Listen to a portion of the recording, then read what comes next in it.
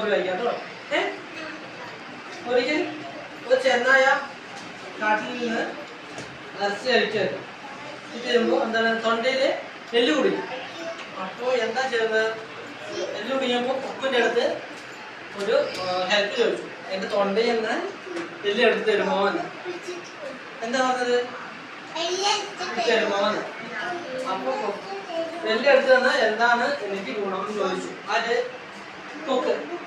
ചെന്നായ പറഞ്ഞു കൊക്കിൻ്റെ അടുത്ത് എല്ല് എടുത്ത് തന്നാൽ നിങ്ങൾക്ക് സമ്മാനം തരാം, കൊക്കിൻ്റെ അടുത്ത് സമ്മാനം തരാം എന്ന് പറഞ്ഞു.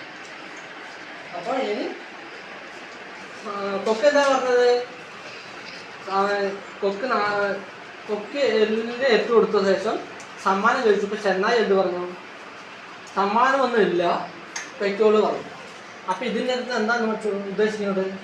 സഹായം ചെയ്ത ആളിനെ വഞ്ചിച്ചതാണ് ഈ ചെന്നായി ചെയ്തത്.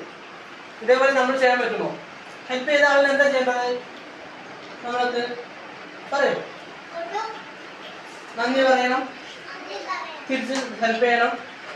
അപ്പൊ ഈ ദുഷ്ടനായ ചെന്നായ കൊക്കിനെ ചതിച്ചു എന്നതാണ് ഈ കഥയിൽ ഉദ്ദേശിക്കുന്നത്. ഈ കഥ കൊണ്ട് ഉദ്ദേശിക്കുന്നത് എന്താണ്? ചതിനായ ചെന്നായ നമ്മളെ സന്തോഷപ്പെടുത്തിയിട്ട് നമ്മളെ ഹെൽപ്പ് ചെയ്ത ആളിനെ ഒരു തിരിച്ചുള്ള ഒരു നന്ദി ചെയ്യാതെ ആ കൊക്കിനെ അറിയിച്ചു.